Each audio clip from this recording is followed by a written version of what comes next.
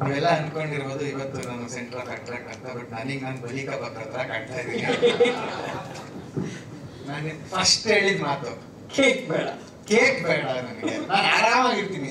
Usually birthday ಎಲ್ಲರೂ phone ಮಾಡ್ತಾರೆ, happy birthday ಅಂತ. ಬಟ್ ನನ್ನ ಬರ್ತಡೆ ಅಂದ್ರೆ ನಾನು ಎಲ್ಲರಿಗೂ ಫೋನ್ ಮಾಡ್ತೀನಿ, ನಾಳೆ ನನ್ನ ಬರ್ತಡೆ ಇದೆ, ಕ್ರಿಕೆಟ್ ಟೂರ್ನಮೆಂಟ್ ಇದೆ ನೈಟು, ಎಲ್ಲರೂ ಬನ್ನಿ ಅಂತ ನಾನೇ ಫೋನ್ ಮಾಡಿದ್ದೀನಿ. ಸೌಂದರ್ಯ ಇದೊಂದು ಫಸ್ಟ್ ಕಂಪ್ಲೀಟ್. ಅದು ಗೊತ್ತಾಯ್ತು ನನಗೆ. ಆಲ್ರೆಡಿ ತುಂಬಾ ಜನ ಹೇಳಿದ್ರು ಟೀಮಲ್ಲಿ ರಾತ್ರಿ ಕ್ರಿಕೆಟ್ ಇದೆ, ಅದಾದ್ಮೇಲೆ ಬರ್ಡೇ ಇದೆ. ಅವಾಗ ಈ ಪ್ಲಾನ್ ಅದು PRO ಟೀಮ್, ನಿಮ್ ಟೀಮ್ ಕಡೆಯಿಂದ ಸರ್ ಹೇಳಿದ್ ಫಸ್ಟ್ ಇದು. ನನಗೆ ಕೇಕ್ ಸರಿ ಬರ್ತಡೇ ದಿನ ಮಾಡ್ತಾ ಇದೀವಿ, ಕೇಕ್ ಒಂದು ಕಟ್ ಮಾಡೋದು ಬೇಡ ಸ್ಟೇಜ್ ಮೇಲೆ, ಅದು ನಂಗೆ ಒಂಚೂರು ಆಗಲ್ಲ ಅಂತ ಬಂದಿದ್ದು ಫಸ್ಟ್ ಕೆಲಸ ಕೇಕ್ ಕಟ್ ಮಾಡೋದು. ಅದು ಮೆಲ್ಟ್ ಆಗ್ತಿತ್ತು ಅಂತ ಬೇರೆ ಫಸ್ಟ್ ಟೈಮ್ ಕಟ್ ಮಾಡ್ಸೋಣ.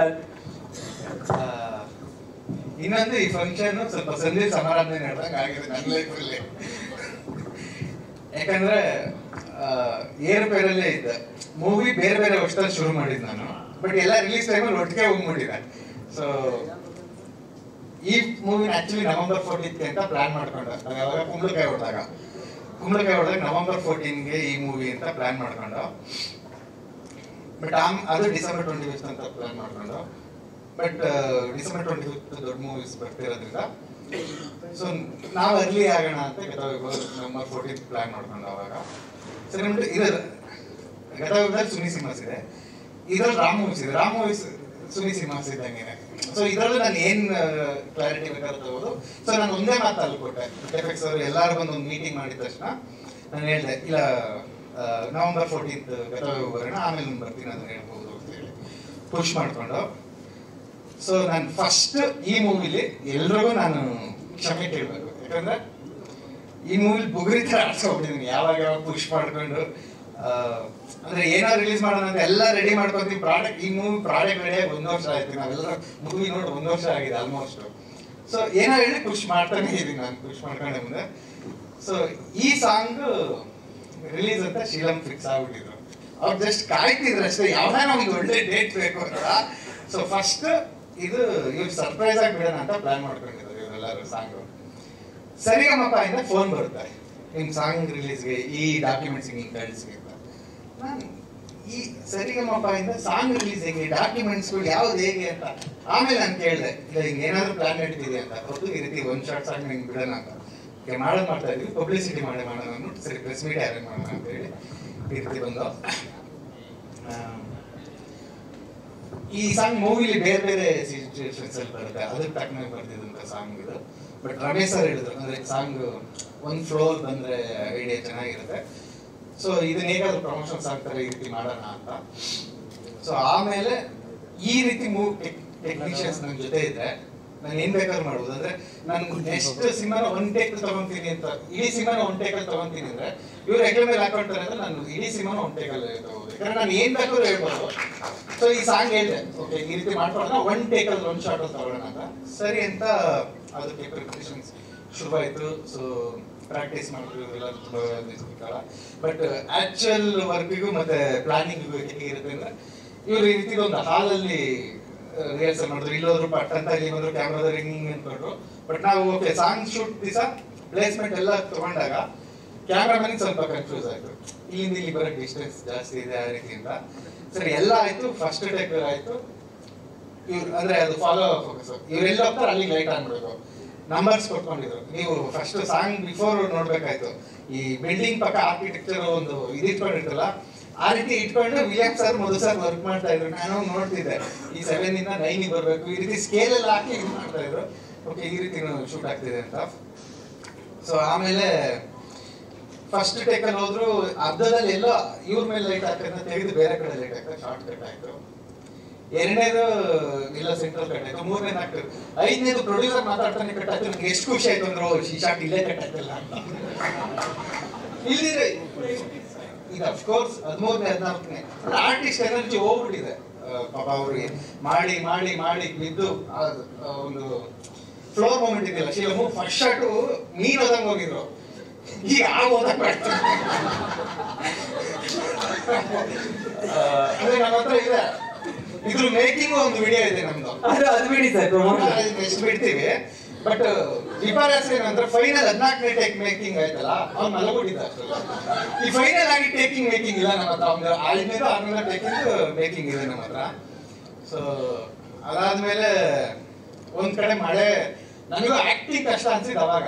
ನಾನು ಈಸಿಯಾಗಿ ಅಂದ್ರೆ ನಾನು ಕಂಟಿನ್ಯೂಟಿ ಆರ್ಟಿಸ್ಟ್ ಅಲ್ಲ, ಹಿಂಗೆ ಮಾಡ್ಬೇಕು ಅಂತ ಆಗಲ್ಲ, ನನ್ನ ಫ್ಲೋ ಬಿಟ್ಟು ನಾನು ಮಾಡ್ಕೊಂಡಿರ್ತೀನಿ. ಬಟ್ ಇಲ್ಲಿ ಮಾಡ್ಬೇಕಾದ್ರೆ ಅಲ್ಲಿ ನೋಡ್ಬೇಕಾದ್ರೆ ಇವ್ರು ಆನ್ ಮಾಡ್ತಾರೆ ಇಲ್ವಾ ಹಂಗೆ ತಿರ್ಗಾದ್ರೆ ನನ್ನ ಕಡೆ ತಿರುಗಿದ್ರೆ ಹಿಂಗೆ ಮಾಡೋದಿಲ್ಲ, ಅದು ಸಖತ್ ಹಿಂಸೆ ಆಗ್ತಿದೆ ನನಗೆ. ಒಂದ್ ಕಡೆ ಮಳೆ ಆನ್ ಆಗ್ಲಿಲ್ಲ, ಅಲ್ಲಿ ಬಂದಾಗ ಸೋನೆ ಸೂರ್ಯ ಸಮಯ ಅಂದಾಗ ಅಲ್ಲಿ ಮಳೆ ಆನ್ ಆಗ್ಲಿಲ್ಲ. ಎಷ್ಟು ಕೋಪ ಬಂತು ಅಂದ್ರೆ ಯೂಶಲಿ ನಾನು ಕೋಪ ಮಾಡ್ಕೊಳ್ಳಲ್ಲ, ಕೋಪ ಬಂದು ಇದಾಗಲ್ಲ ಅಂತ ನಾನು ಸಂತೋಷ ರಮೇಶ ಮಾತಾಡ್ಕೊಂಡ, ಸರ್ ಹಿಂಗಿದ್ರು ಸೆಂಟ್ರಲ್ ಕಟ್ಲಿದೆ, ಕಟ್ ಮಾಡ್ಬಿಟ್ಟು ಅಲ್ಲಿಂದ ಹೋಗೋಣ. ಆರ್ಟಿಸ್ಟ್ ಎನರ್ಜಿ ಇರುತ್ತೆ ಒಂದು ಸೆಂಟ್ರಲ್ಲಿ, ಆಡಿಯನ್ಸಿಗೆ ಗೊತ್ತಾಗಲ್ಲ VFX ಮಾಡ್ಬಿಟ್ಟು ಒನ್ ಟೇಕ್ ಅಂತ ಹೇಳೋಣ ಅಂತ. ಬಟ್ ಆರ್ಟಿಸ್ಟ್ ಹೋಗ್ತಿಲ್ಲ, ಇಲ್ಲ ಅವ್ರು ನಾವು ನಿಜಕ್ಕೆ ಇರಬೇಕು ಅಂದ್ಬಿಟ್ಟು ಇಲ್ಲ ಇದನ್ನ ಮತ್ತೆ ಮಾಡ್ತೀನಿ ಅಂತ ಮಾಡಿದ್ರು. ಸೊ ಅಫ್ಕೋರ್ಸ್ ಈ ಸಾಂಗ್ ಕ್ರೆಡಿಟ್ಸ್ ನಾನು ಮಧು ಸರ್, VM ಮತ್ತೆ 3 ಜನ ಆರ್ಟಿಸ್ಟ್ಗಳು ಮತ್ತೆ ಪ್ರೊಡ್ಯೂಸರ್ಸ್ ರೆಡಿ ಇವ್ರಿಗೆ ಕೊಡು. ನಾನು ಹೇಳ್ದೆ ಒನ್ ಶಾಟ್ ಸಾಂಗ್ ಮಾಡೋಣ ಅಂತ ಹೋಗಿ ಕೂತ್ಕೊಂಡಿದ್ದೆ. ನನ್ನ ಲೈಫ್ ಬಂದಾಗ ನಾನು 2 ಸಾಂಗ್ ಇದೆ ಸರ್, ನಾನು ತುಂಬಾ ಏನು ಇನ್ವಾಲ್ವ್ ಆಗಿರಲಿಲ್ಲ ಈ ಸಾಂಗ್. ಇವರು ಹೆಗ್ಲ ಮೇಲೆ ಹಾಕೊಂಡು ಮಾಡ್ಕೊಟ್ಟಿದ್ದು. ಸೊ ತುಂಬೂರು ಸರ್ ಮತ್ತೆ ಒಬ್ಬರಿಂದ ಅಷ್ಟು ಮಾಡೋದು ಜುಡ. ಆಕ್ಚುಲಿ ಇವತ್ತು ನಾನು ಹೇಳಿದೆ ಪೇರೆಂಟ್ಸ್ ಇರೋದ್ರಿಂದ ನಾನು ಫ್ರೀ ಫ್ಲೋ ಆಗಿ ಮಾತಾಡಕ್ಕಾಗಲ್ಲ, ಬಟ್ ಪರವಾಗಿಲ್ಲ ಮಾತಾಡುವ, ಸ್ವಲ್ಪ ಹಿಂದೆ ಬನ್ನಿ ಸರ್. ಹಾ ಓಕೆ. ನಮ್ಮ ಫ್ಯಾಮಿಲಿ ಇಲ್ಲಿದೆ, ನಾನು ಇಲ್ಲಿ ಲಾಸ್ಟ್ ಮೂಮೆಂಟ್ ಅಲ್ಲಿ ಯೋಚನೆ ಮಾಡಿದೆ ನಮ್ಮ ಮನೆಯವ್ರು ಇರ್ಬೋದು ಅಂತ, ಬಟ್ ಈ ಮನೆಯವ್ರು ಅಂತ ನನಗೆ ಗೊತ್ತಾಗ್ಲಿಲ್ಲ. ಹೇಳಿರ್ಬೋದು ಅಂತ ಅನ್ಕೊಂಡೆ, ಬಟ್ ಬಂದಿದ್ದು ಖುಷಿ ಆಯ್ತು ಪೇರೆಂಟ್ಸ್. ಜುಡಾದು ರಿಯಲ್ ಫ್ಯಾಮಿಲಿ ಸಾಂಗ್ ಇದು. ಜುಡಾ ಫಾದರ್ ಸರ್ ನನ್ನ ಲೈಫಲ್ಲಿ ಎಕ್ಸ್ಕ್ಯೂಸ್ ಮೀ ತುಂಬಾ ಒಂದು ದೊಡ್ಡ ಮೂವಿ. ಅಂದ್ರೆ ನಾನು ಓಕೆ ಇಂಡಸ್ಟ್ರಿಗೆ ಹೋಗ್ಬೇಕು ಅಂತ ಡಿಸೈಡ್ ಮಾಡಕ್ one of the movie excuse me. So ಅದರಲ್ಲಿ ಅಜಯ್ ರಾವ್ ಸರ್ ಅದು ನುಡ್ಸ್ದಾಗೆಲ್ಲ ನಂಗೆ ಜುಮ್ ಅನ್ನೋದು. ಸೊ ಅದಾದ್ಮೇಲೆ ಸಾಂಗ್ ಕೇಳ್ತಿದ್ದೆ ನಾನು. ಯಾವಾಗ ಯಶವಂತಪುರದಲ್ಲಿ ಹೋರ್ಡಿಂಗ್ಸ್ ಇತ್ತು, ಕಾಲೇಜ್ ಹೋಗ್ಬೇಕಾದ್ರೆ ಸ್ಕೂಲ್ಗೆ ಹೋಗ್ಬೇಕಾದ್ರೆ ಸ್ಕೂಲ್ ಕಾಲೇಜ್ ಹೋಗ್ತಿದ್ದೆ ಅಪ್ಪ ಕೇಳಿಸ್ಕೊತಿದಾರೆಲ್ಲ. ಸೊ ನಾನು ಇಳಿದ್ಬಿಟ್ಟು ಅವಾಗ ಯಶವಂತಪುರ ಎಲ್ಲ ಬೇರೆ ತರ ಇತ್ತು ಬಸ್ ಸ್ಟಾಪ್. ಸೊ ಅಲ್ಲಿ ಹೋರ್ಡಿಂಗ್ಸ್ ಇತ್ತು ರಮ್ಯಾ ಮೇಡಮ್ದು ಇದೆಲ್ಲ. ನಾನು ಇಳಿದ್ಬಿಟ್ಟು ಹೋರ್ಡಿಂಗ್ಸೇ ನೋಡ್ತಿದ್ದೆ. ಪ್ರೇಮ್ ಸರ್ ಹೋರ್ಡಿಂಗ್ಸ್ ಬಿಟ್ರೆ ನೋಡ್ತಿದ್ದೆ, ನಾವು ಅವಾಗ ಆಡ್ಸ್ ಕೊಟ್ರೆ ನೋಡ್ತಿದ್ದೆ ಪೇಪರಲ್ಲಿ. ಸೊ ಆ ಟೈಮಲ್ಲಿ ಈ ಮ್ಯೂಸಿಕ್ ಅಂತೂ ತುಂಬಾ ನಮ್ಗೆ ಇಡ್ಸಿತ್ತು. ಈ ತರ OST ಅವೇನು ಸಿಗ್ತಿರ್ಲಿಲ್ಲ, ಅವಾಗ ಕ್ಯಾಸೆಟ್ ಅಲ್ಲಿ ಎಷ್ಟಿತ್ತು ಅಷ್ಟು ಮಾತ್ರ ಇರೋದು. ಸೊ ಒಂದಿನ ಗೊತ್ತಾಯ್ತು ಜುಡಾ ಸರ್ ಫಾದರ್ ಇದು ನೋಡಿಸಿದಾಗ ನಂಗೆ ಜುಮ್ ಅಂದ್ಬಿಡ್ತು, ಯಾರೋ ದೊಡ್ಡ ಸ್ಟಾರ್ನ ನಾನು ಹತ್ರದಿಂದ ನೋಡಿದಾಗ ಅಂತ. ಸೊ ನಾನು ಹೇಳಿದೆ ಇವತ್ತು ಅವ್ರ ಕೈಯಲ್ಲಿ ಸಾಂಗ್ ರಿಲೀಸ್ ಮಾಡ್ಸೋಣ ಹೇಳಿದ್ದೆ, ಬಟ್ ಅವ್ರು ಬ್ಯುಸಿ ಆದ್ರು. ಅವರು ವೈಲಿನ್ ನೋಡ್ತಿರೋದು ಹಂಸಲೇಖ ಸರ್ ಟೈಮಿಂದ ಅವ್ರು ಅಂತಾರೆ. ಸೊ ತುಂಬಾ ಮೂವಿಗಳಿಗೆ ವೈಲಿನ್ ಆಗಿರೋದು ಮತ್ತೆ ಅದಕ್ಕೆ ನೋಟ್ಸ್ ಕೊಟ್ಟಿರೋದು ಆ ರೀತಿದೆಲ್ಲ ತುಂಬಾ ದೊಡ್ಡ ಆರ್ಟಿಸ್ಟರು. At the same time drum artist ಬಂದು ಜುಡಾ ಸರ್ ಬ್ರದರ್ ಜೇರೆಡ್ ಅಂತ.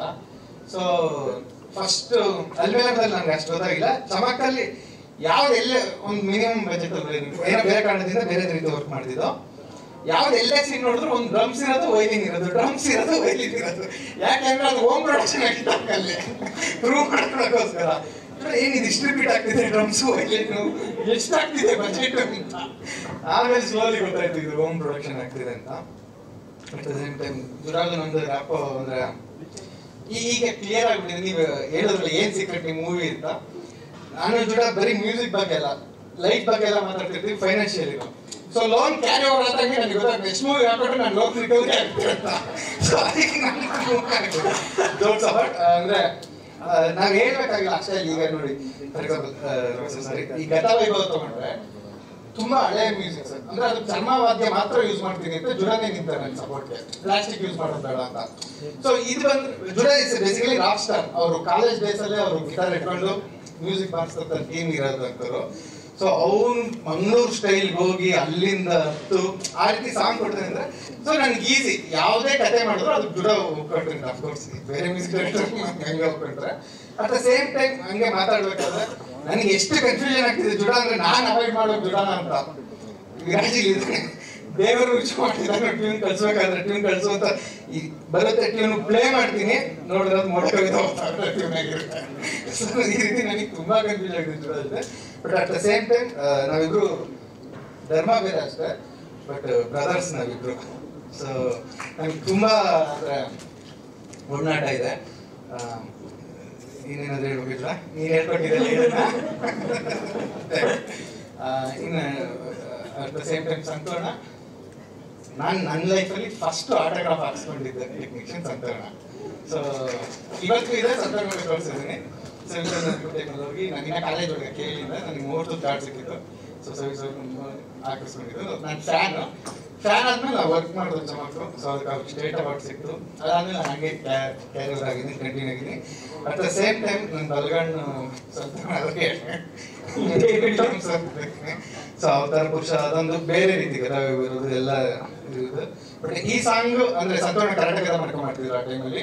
ನಾನು ಕೂಡ ಸ್ವಲ್ಪ ಬಿಸಿ ಇದೆ. ಒನ್ ಟೇಕ್ ಅಂತ ಹೇಳಿದಾಗ ಇಲ್ಲಿ ಟೈಮ್ ಕೊಡಬೇಕು ಅಂದಾಗ ಅಷ್ಟರಲ್ಲಿ ವಿಲಿಯಂ ಸರ್ 1-2 ದಿವಸ ಪ್ಯಾಚ್ ವರ್ಕ್ ಮಾಡಿ ಹೋಗಿದ್ರು ನಮಗೆ. ಸೊ ವಿಲಿಯಮ್ಮು ಶೀಲಮು ನನ್ಗಿಂತ ಕಾಸ ದೋಸ್ತಿಗಳು. ಸೊ ಅವರೇ ಮಾತಾಡ್ಕೊಂಡು ಓಕೆ ಇದು ಈಗ ಮಾಡೋಣ ಅಂತ ಬಂದ್ರು. ನಾನು ಜಸ್ಟ್ ಹೇಳಿದೆ ಒನ್ ಶಾಟ್ ಅಂತ. ಬಟ್ ಎಕ್ಸಿಬಿಷನ್ ಎಲ್ಲ ಬಂದು ಇವರು ಮತ್ತೆ ಸಲ್ಲಬೇಕು. ಶೀಲಮ್ ಹೀರೋ ಬಗ್ಗೆ ಹೇಳಿದ್ರೆ ಹೀರೋ ಮಾತ್ರ ಮಾಡ್ಬೇಕು. ಅವ್ರು ಇಲ್ಲದ ಟ್ಯಾಲೆಂಟ್ ಎಲ್ಲ ತೋರ್ಸಕ್ ಹೋದ್ರೆ 7 ವರ್ಷ ಅವ್ರು ನನ್ನ ಜೊತೆ ಅಸೋಸಿಯೇಟ್ ಆಗಿ ಕೂತ್ಕೊಂಡ್ರು. ಬಂದು ಸಿಂಪಲ್ ಆಗಿ ಇನ್ನೊಂದು ವರ್ಷದಲ್ಲಿ ಟೈಮಲ್ಲಿ ಶೀಲಮ್ ನನಗೆ ಪರಿಚಯ ಆಗಿದ್ದು. ಆಗ್ಲೇ ಏನಾದ್ರು ಅವರು ಇಲ್ಲ ನಾನು ಆಕ್ಟರ್ ಮಾತ್ರ ಮಾಡ್ತೀನಿ ಅಂದ್ರೆ ಅದ್ರ ಮೇಲೆ ಮನೋ ಇನ್ನೊಂದು ಎಲ್ಲೋ ಒಂದು ಪಾಯಿಂಟ್ ಅಲ್ಲಿ ಆರ್ಟಿಸ್ಟ್ ಆಗಿ ಬಂದಿರೋರು. ಅವರು ಸರ್ ಇದು ಪ್ಲಾನಿಂಗ್ ಮಾಡೋಣ ಅಂತ ಲ್ಯಾಪ್ಟಾಪ್ ಓಪನ್ ಮಾಡ್ಬಿಟ್ಟು ಇದು ನಿಂಗೆ ಎಕ್ಸಿಬಿಷನ್ ಮಾಡ್ಬೇಕು, ಇದು ನಿಂಗೆ ಮಾಡ್ಬೇಕು ಅಂದ್ರೆ ನೀವು ತುಂಬಾ ಚೆನ್ನಾಗಿ ಮಾಡ್ತೀರಾ ಬನ್ನಿ ಮಾಡೋಣ ಇದೊಂದು ಸಿನಿಮಾ ಅಂತ ಹೇಳ್ಕೊಂಡು 12ನೇ ಸಿನಿಮಾ ಬಂದ್ರು. 3ನೇ ಸಿನಿಮಾ ನನ್ನ ಜೊತೆ ಬಂದಿದ್ದು. 12ನೇ ಸಿನಿಮಾ ಹೀರೋ ಆದ್ರು ಅವರು. ಸೊ ಅವ್ರ ಡೆಡಿಕೇಶನ್ ಇವತ್ತು ಹಂಗೆ ಅವ್ರು ಹಿಂಗೆ ಎಷ್ಟು ವರ್ಕ್ ಮಾಡ್ತಾರೆ ಅಂದ್ರೆ ಬೆಳಿಗ್ಗೆ ಜಿಮ್ಗೆ ಹೋದ್ರೆ ಸರಿ ಜಿಮ್ಗೆ ಹೋದ್ರೆ ಆಫೀಸ್ ಬನ್ನಿ ಅಂದ್ರೆ ಇಲ್ಲ ಡ್ಯಾನ್ಸ್ ಕ್ಲಾಸಲ್ಲಿ ಇದ್ದೀನಿ ಅಂತಾರೆ. ಸೊ ಆ ಡೆಡಿಕೇಶನ್ ಇಂದನೇ ಅವರು ಒಂದೊಂದು ವರ್ಷ ಹಿಂದೆ ಹೋಗ್ತಾ ಇರ್ತಾರೆ. ಅವರು ಹೆಂಗೆ ಆಗ್ತಾನೆ ಇದ್ದಾರೆ. ಅದು ಬಿಟ್ಟು ಶೀಲಮ್ ಬಗ್ಗೆ ನಾನು ಹೋಗೋದಾಗ್ಲಿ ಶೀಲಮ್ ನನ್ನ ಬಗ್ಗೆ ಹೋಗೋದಾಗ್ಲಿ ನಮ್ಗೆ ಇಲ್ಲ. ಯಾಕಂದ್ರೆ 24 ಅಂದ್ರೆ ಇಡೀ ದಿನ ನಾವು ಆಫೀಸಲ್ಲಿ ಇರ್ತೀವಿ, ಬೇರೆ ಏನೋ ಡಿಸ್ಕಸ್ ಮಾಡ್ತಾನೆ ಇರ್ತೀವಿ ಅಂತ ಸೇಮ್ ಟೈಮ್. ಬಟ್ ಇದ್ರಲ್ಲಿ ನೀವು ನೋಡ್ತೀರಾ ಅಂದ್ರೆ ಅಫ್ಕೋರ್ಸ್ ಇಷ್ಟು ವೆಯ್ಟ್ ಮಾಡಿದ್ವಿ ಒಂದು ಒಳ್ಳೆ ಪಾತ್ರ ಸಿಕ್ಕಿದೆ. ಯಾಕಂದ್ರೆ ಇದ್ರಲ್ಲಿ ಸ್ಕೂಲ್ ಹುಡುಗನೂ ಇದ್ದಾರೆ, ಒಬ್ಬ ಮ್ಯಾರಿಡ್ ಮ್ಯಾನ್ ಪಾತ್ರನೂ ಇದ್ದಾನೆ. ಸೊ ಅಲ್ಲಿಂದ ಅಲ್ಲಿ ನೀಟಾಗಿ ಆಗಿದೆ. ಆಮೇಲೆ ನಾವೇನು VFX ಯೂಸ್ ಮಾಡಿಲ್ಲ, ಸ್ಕೂಲ್ ಹುಡುಗನಿಗೋಸ್ಕರ ಚೆಕ್ ಮಾಡೋದು ಏನಿಲ್ಲ. ಅವ್ರಿಗೆ ಹೇಳಿದ್ದಾರೆ ಊಟ ಬಿಟ್ಟರು ಕೆಲಸ ಮಾಡ್ತಾರೆ. ಅವ್ರು ಚಿಕ್ಕದಾದ್ರು. ಇನ್ಫ್ಯಾಕ್ಟ್ ಈ ಇಬ್ರು ಹುಡುಗಿರು ಕೂಡ ಅವರು ಸ್ಕೂಲ್ ಹುಡುಗಿರೇ ಆಗಿದ್ದಾರೆ. ಹಂಗೆ ಕಾಣ್ತಾರೆ ಅವರು. ಯೂಶಲಿ ಹುಡುಗಿರ್ ಹಾಕೋದು ಅಂದ್ರೆ ಸ್ಕೂಲ್ ಡ್ರೆಸ್ ಹಾಕಿದ್ರೆ ಕಾಣ್ತಾರೆ, ಬಟ್ ಹುಡುಗರು ಕಷ್ಟ ಇರುತ್ತೆ. ಬಟ್ ಶೀಲಮ್ ಅದನ್ನ ಮಾಡಿದ್ರೆ ಇನ್ನೇನಾದ್ರು ಇನ್ನ ಮೋಕ್ಷ ಮೇಡಮ್ ಬಗ್ಗೆ ಹೇಳ್ಬೇಕಂದ್ರೆ ಹೀರೋಯಿನ್ಗಳು ಎಲ್ಲರೂ ಕೋಟಿಲಿ ತಗೊಳ್ಳಿ ಅಂತ ನಾನು ಇಷ್ಟಪಡ್ತೀನಿ. ಬಟ್ ಯೂಶಲಿ ನಾವು ಮಾತಾಡ್ತೀವಿ 1 ಲಕ್ಷ ಹೀರೋಯಿನ್ 1 ಲಕ್ಷ ಹೀರೋಯಿನ್. ನಾನು ಹೇಳ್ತಿದ್ದೆ ನಮ್ಮ ಹೀರೋಯಿನ್ ಕೋಟಿ ಹೀರೋಯಿನ್ ಅಂತ ಅಲ್ವಾ? ಹೆಸರು ಜೊತೆ ಅದು ಸೇರ್ಕೊಳ್ಳೋದಿದೆಯಲ್ಲ. ಕೋಟಿ ಫಿಲಮ್ ಮಾಡ್ಕೊಂಡ್ ಬಂದಿದ್ರಿಂದ ಸೊ ಕೋಟಿ ಹೀರೋಯಿನ್ ಅಂತ ಹೇಳ್ಕೊಂತಿದ್ದ. ಅವ್ರದ್ದು ಒಂದು ಬೇರೆ ರೀತಿ ಪಾತ್ರ. ಅವ್ರ ಪಾತ್ರನ ನಾವು ಯಾರು ರಿವೀಲ್ ಮಾಡೋಕ್ಕಲ್ಲ. ಸೊ ಅವರು ಬೇರೆ ರೀತಿನೇ ಅಭಿನಯಿಸಿದ್ರೆ. ಮತ್ತೆ ಡೇ 1 ಫಸ್ಟ್ ಬಂದಾಗ ಅವ್ರಿಗೆ ಕನ್ಫ್ಯೂಸ್ ಇತ್ತು. ಅವ್ರ ತಂದೆ ನನಗೆ ನೀಟಾಗಿ ಕ್ಲಾರಿಟಿ ಇದೆ. ಅವ್ರ ತಂದೆ ಒಂದು ಕತೆ ಕೇಳಿದ್ರು. ನನಗೆ ಗೊತ್ತಾಗ್ತಿತ್ತು ಅವ್ರ ಕತೆ ಹೇಳ್ಬೇಕಾದ್ರೆ ಇವ್ರಿಗೆ ಕ್ಲಾರಿಟಿಯಾಗಿ ಹೋಗ್ತಿಲ್ಲ ಅಂತ. ನಾನು ಕೇಳಿದೆ ಆಮೇಲೆ ಮೇಡಮ್ ಈ ಕತೆ ಇಷ್ಟ ಆಯ್ತಾ ಇದೆ ಅಂತ. ಸರ್ ನಂಗೆ ಅರ್ಥ ಆಯ್ತು, ಆದ್ರೆ ಒಂಚೂರು ಏನೋ ಕ್ಲಾರಿಟಿ ಮಿಸ್ ಆದಂಗೆ ಆಯ್ತು ಅಂತ. ಬಟ್ ನಾನು ಮಾಡ್ತೀನಿ ಸರ್ ಸಿನಿಮಾನ ಅಂತ ಬಿಲೀವ್ ಮಾಡಿದ್ರು. ಸೊ ಅದಾದ್ಮೇಲೆ ಅವ್ರಿಗೆ ಹೋಗ್ತಾ ಸ್ಕ್ರೀನ್ ಪ್ಲೇ ಅದೆಲ್ಲ ಅಂದ್ರೆ ತುಂಬಾ ಹಿಂದೆ ಮುಂದೆ ಬರುತ್ತೆ ಸ್ಕ್ರೀನ್ ಪ್ಲೇ. ಸೊ ತುಂಬಾ ಚೆನ್ನಾಗಿ ಅಭಿನಯಿಸಿದ್ದಾರೆ. ಅಂದ್ರೆ ಅಫ್ಕೋರ್ಸ್ ಡೈರೆಕ್ಟರ್ ಹೀರೋಯಿನ್ ಅಭಿನಯಿಸಿದ್ದಾರೆ, ಹೀರೋ ಮಾಡಿದ್ದಾರೆ ಅನ್ನೋದನ್ನ ನೀವು ನೋಡಿದಾಗಲೇ ನೀವೇ ಹೇಳ್ಬೇಕು, ಆಡಿಯನ್ಸೇ ಹೇಳ್ಬೇಕು. ಸಾತ್ವಿಕ ಮೇಡಮ್ ನಮ್ಮ ಪ್ರಮೋಷನ್ ಪಾರ್ಟ್ನರು ನಮ್ಮ ಮೂವಿಗೆ. ಯಾಕಂದ್ರೆ ನಾವು ಕುಂಬಳಕಾಯಿ ದಿವಸ ಫಸ್ಟ್ ಪ್ರೆಸ್ ಮೀಟ್ ಅಂತ ಡಿಸೈಡ್ ಮಾಡೋದು. ನಾನು ಪ್ರೊಡ್ಯೂಸರ್ ಎಲ್ಲರೂ ಇಡೀ ಮೂವಿ ಬಗ್ಗೆ ಹೇಳ್ದು ಒಂದು ಚಾನಲ್ ಅಲ್ಲಿ 2K ವ್ಯೂಸ್. ಕುಂಟುತ್ತಾ ಬಂದ ನಟಿ 18 ಮಿಲಿಯನ್ ಹೋಗಿದೆ. ಪ್ರೆಸ್ ಮೀಟ್ಗೆ ಕುಂಟುತ್ತಾ ಬಂದ ನಟಿ 18 ಮಿಲಿಯನ್ ಹೋಗಿದೆ.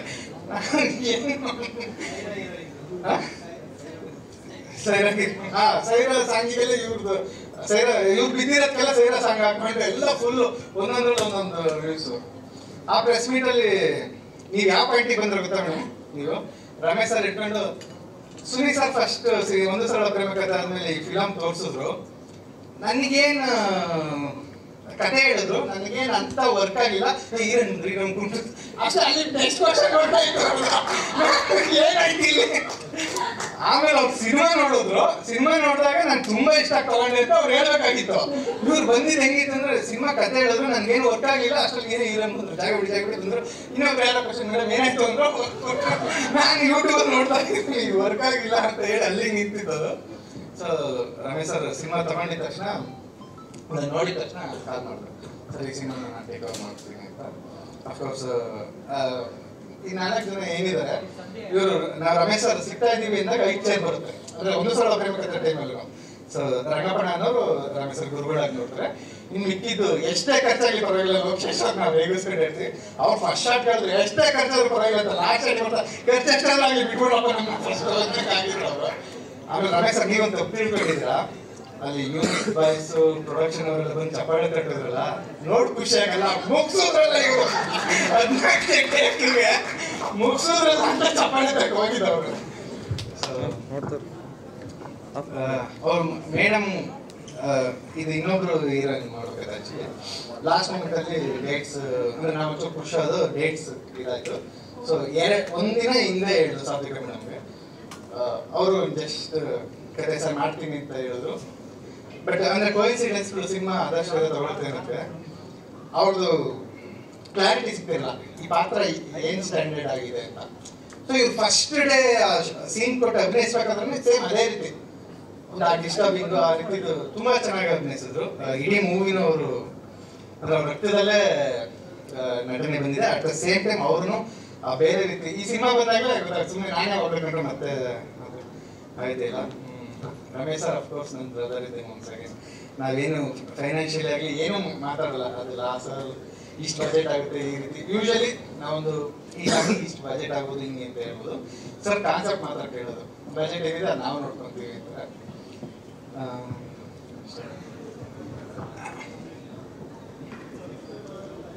ಸಿನಿಮಾದಲ್ಲೇ ಇರುತ್ತೆ, ಸಿನಿಮಾದಲ್ಲೂ ಎಲ್ಲೋ ಒಂದು ಕಡೆ ಪ್ಲೇಸ್ ಮಾಡ್ತೀವಿ ಸಿನಿಮಾದಲ್ಲಿ. ಹಾಂ ಹೌದೌದು ಸರ್. ಇವ್ರದಂತೂ ಪಾಪ ಅವ್ರೇನು ಮಾತಾಡಲಿಲ್ಲ. ಗಿಂಬಲ್ ಅವರು ಫಸ್ಟ್ ಏನ್ ಎನರ್ಜಿ ಬಂದ್ರು ಅಂದ್ರೆ ಅವ್ರದ್ದು ಆಗಿದ ತಕ್ಷಣ ಒಂದ್ಸಲ ನೋಡೋರು ಓಕೆ ನೋಡ್ಬೋದು ಅಂತ. ಆಮೇಲೆ ಅವರಿಗೆ ಫಸ್ಟ್ ಒಂದು ರೆಡ್ ಬುಲ್ ಕೊಟ್ಟರು. ಅವ್ರು 4 ರೆಡ್ ಬುಲ್ ತರಿಸಿ. ನಾನು ಯೂಶಲಿ ನೈಟ್ ಆದ್ರೆ 12 ಗಂಟೆ ಆದ್ಮೇಲೆ ನನಗೂ ಸ್ವಲ್ಪ ನಿದ್ದೆ ಇರುತ್ತೆ, ನಾನು ಒಂದು ರೆಡ್ ಬುಲ್ ಹೇಳ್ತೀನಿ. ಅವ್ರು ನಂದು ಕಿತ್ಕೊಂಡು ಇನ್ನೊಂದಷ್ಟು ತರಿಸ್ಕೊಂಡು ಎಲ್ಲ ಮಾಡಿ ಪಾಪ ಕೊನೆಯಲ್ಲಿ ನಿಲ್ಲಕ್ಕೆ ಆಗ್ತಿರ್ಲಿಲ್ಲ. ಅವ್ರದ್ದು ಫುಲ್ ಶಿವರಿಂಗ್ ಆಗ್ತಿತ್ತು. ಅದಕ್ಕೆ ನಾವು ಕರೆಸ್ತಾ ಮಾತಾಡಿ ಅಂತ ಏನೋ ಪ್ರಮೋಷನ್ ಕಂಟೆಂಟ್ ಕೊಡಿ ಹೆಂಗೆ ಆಯ್ತು ಏನು ಅಂತ ಅವರು ಒಳ್ಳೇದಾಗ್ಲಿ ಅಂದ್ಬಿಟ್ಟವ್ರು. ಸೊ ಒಳ್ಳೇದಾಗಿ ನನಗೆ ಅಷ್ಟೇ. ರಿಲೀಸ್ January 9th ಅಂತ ಮೈಂಡಲ್ಲಿ ಇಟ್ಕೊಂಡಿದ್ವಿ. ಸರ್ ಹಾಕಕ್ಕೆ ಹೇಳಿದ್ರು ಇವತ್ತೇ ಹಾಕಿ ಅಂತ. ಬಟ್ January 9th ಬರಕ್ಕೆ ಎಲ್ಲ ಇದು ಮಾಡಿದ್ವಿ. ನೋಡ್ಬೇಕು. ಡೌಟ್ ಅಲ್ಲಿ ಏನಿಲ್ಲ, January 9th ಪ್ರಾಡಕ್ಟ್ ರೆಡಿ ಇದೆ. ಜಸ್ಟ್ ಯಾವ್ಯಾವ ಮೂವಿಗಳು ಎಲ್ಲೆಲ್ಲಿ ಪ್ಲೇಸ್ ಆಗುತ್ತೆ ಹೇಗ್ ಬರುತ್ತೆ ಅನ್ನೋದ್ರ ಮೇಲೆ. ಅಫ್ಕೋರ್ಸ್ ಸಿನಿಮಾ ರಿಲೀಸ್ ಆಗಿದ್ಮೇಲೆ ಯಾವುದು ಸಣ್ಣ ಸಿನಿಮಾ ಅಲ್ಲ, ಯಾವುದು ದೊಡ್ಡ ಸಿನಿಮಾ ಅಲ್ಲ. But release before of course distributor ಮತ್ತೆ ಸ್ಟಾರ್ ವ್ಯಾಲ್ಯೂ ಇವೆಲ್ಲ ಒಂದು ಸಿನಿಮಾ ಕೆಟಗರಿ ಇರುತ್ತಲ್ಲ, ಸೊ ಅದು ನೋಡ್ಬೇಕು. ಬಟ್ ಟೆಂಟೇಟಿವ್ಲಿ January 9th ಬರ್ತೀವಿ. ಸಿನಿಮಾ ಸ್ಕ್ರೀನ್ ಪ್ಲೇ ಏಜಿಂಗ್ ಎಲ್ಲ ಹೋಗ್ಬೋದು. ಮತ್ತೆ ನನ್ನ ಫೇವ್ರೇಟ್ ಆದ್ರೆ Ashwin Almelamma first film poster designer. ಈಗ ನಂದು 12 ಸಿನಿಮಾ ಒಂದು 200 ಮಾಡ್ಬಿಟ್ಟಿದ್ದಾನೆ.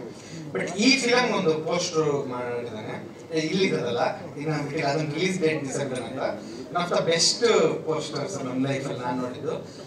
ಅಟ್ ದ ಸೇಮ್ ಟೈಮ್ ಅಂದ್ರೆ ಪೋಸ್ಟರ್ ಡಿಸೈನರ್ಗೂ ಒಂದು ಅವಾರ್ಡ್ಸ್ಗಳು ಇಟ್ಟರೆ ಅವರು, ಯಾಕಂದ್ರೆ ಎಲ್ಲ ಪೋಸ್ಟರ್ಸ್ಗಳು ತುಂಬಾ ಬ್ಯೂಟಿಫುಲ್ ಆಗಿರುತ್ತೆ.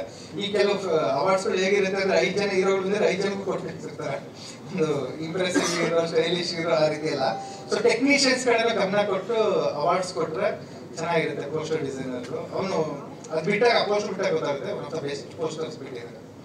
ಮತ್ತೆ ಈ ಸಿನಿಮಾದಲ್ಲಿ ನಾನು ಹೈಲೈಟ್ ಅಂತ ಅನ್ಕೊಂಡಿದ್ದೆ. ಸೊ ನಾನಂದ್ರೆ ಇನ್ನೊಬ್ರು ಇದ್ದಾರೆ ಮಧು ಸರ್ ಅಂದ್ರೆ. ಸೊ ಈ ಸಿನಿಮಾ ಇವತ್ತಿನ ಸಾಂಗಿಗೆ ಕೊರಿಯೋಗ್ರಾಫರ್ ಹೈಲೈಟ್. ಸೊ ಅವ್ರನ್ನ ಎಷ್ಟು ಮಾತಾಡ್ತಾರೆ. Thank you. ನನ್ನ ಪೇರೆಂಟ್ಸ್ ನನಗೋಸ್ಕರ ಬಂದಿರ್ತೀವಿ. ಅವ್ರು ಎಷ್ಟು ಆಟ ಆಡಿದ್ರು ಅಂದ್ರೆ ನಾನು ನಮ್ಮ ಅಕ್ಕನ ಮೆಸೇಜ್ ಮಾಡಿದ್ದೇನೆ ಎಷ್ಟು ಕ್ರಿಕೆಟ್ ಇದೆ ಅಂತ. ನಾನು ಬರ್ತೀನಿ ಅಂತ ಡ್ಯಾಡಿ ಬೆಳಗ್ಗೆ ಹಾಕಿದ್ರು, ಅವರು ಹೊರಟಿದ್ರು. ನಾನು ಮನೆಗೆ ಹೋದೆ, ಏನಿತ್ತು ಬರ್ತಡೇ ದಿವಸ ಬಂದಿದ್ದೀನಿ, ಕೇಕ್ ಇಲ್ಲ ಅಥವಾ ಅಕ್ಕ ಬಂದಿಲ್ಲ. ಅಕ್ಕ ಮನೇನು ಪಕ್ಕದಲ್ಲೇ ಇರೋದು, ಅಕ್ಕನ ಮಗ ಬಂದಿಲ್ಲ, ಯಾರಿಲ್ಲ. ಅಮ್ಮ ಒಬ್ಬರೇ ಇದ್ರು. ಮಶ್ರೂಮ್ ಸಾರು ಮಾಡಿದ್ರು, ತಿನ್ಕೊಂಡು ಬಂದೆ. ಆರಾಮಾಗಿ ದೇವಸ್ಥಾನಕ್ಕೆ ಹೋಗ್ಬೇಕಿತ್ತು, ಗೊತ್ತಾಯ್ತು ಪ್ರೆಸ್ ಮೀಟಿಂಗ್ ಲೇಟ್ ಆಗ್ತಿತ್ತು. ಸೊ ಅಮ್ಮನ ಕಾಲ್ ಮುಗ್ಬಿಟ್ಟು ಈ ದೇವಸ್ಥಾನ ಮುಗಿತು ಅಂದ್ಕೊಂಡು ಇಲ್ಲಿಗೆ ಬಂದೆ. ಬಟ್ ಇವರೆಲ್ಲರೂ ಬರೋದು surprise. Thanks Sriram sir. Okay, ಇಡೀ ತಂಡ ವೇದಿಕೆ ಮೇಲೆ ಬರೋದು. ಮಧು ಸರ್ ನಿಮ್ಮನ್ನೊಬ್ಬರು ಮಾತಾಡ್ಸೋದು ನಾನು ಮಿಸ್ ಮಾಡ್ಬಿಟ್ಟೆ, ನೀವು ಬನ್ನಿ. ಇಲ್ಲ ಅವ್ರು ಲಾಸ್ಟ್ ಮಾತಾಡೋದು, ಈ ಸಾಂಗ್ ಅವ್ರಿಗೆ. ಅದಕ್ಕೆ ರಮೇಶ್ ಸರ್, ಸಾತ್ವಿಕ ಅವರು, ಶ್ರೀರಾಮ್ ಅವರು ಒಂದು ಫೋಟೋ ಆಪರ್ಚುನಿಟಿ. ಮೋಕ್ಷ ಗುಣ ಸರ್, ಸಾರೇಗಮ್ಮ ಗುಣ ಸರ್. ನೋಡಿ ಮನೆನೇ ಮರ್ತ್ಬಿಡ್ತೀವಿ ನಾವು, ಎಲ್ಲಿದ್ದೀವಿ ಅನ್ನೋದು ಆ ಮನೆನೇ ಮರ್ತ್ಬಿಡ್ತೀವಿ. ಸಾರೇಗಮ್ಮ ನಮಗೆ ತುಂಬಾ ಸಪೋರ್ಟ್ ಮಾಡಿದ್ರು. ಅಂದ್ರೆ ಅವರು ಕಂಟೆಂಟ್ ನೋಡಿ ಓಕೆ ಇದರಲ್ಲಿ ಸ್ಟಾರ್ಸ್ ಹೊಸಬ್ರು ಇರ್ಬೋದು, ಸ್ಟಾರ್ ಕ್ಯಾಸ್ಟ್ ಅಥವಾ ಏನಿರ್ಬೋದು, ಈ ರೀತಿ ಆಡಿಯೋ ವೈಡ್ ರೇಂಜಲ್ಲಿ ರೀಚ್ ಆಗಬೇಕು ಅಂತ ಹೇಳಿ ಗುಣ ಸರ್ ಡೇವಿಡ್ ಸರ್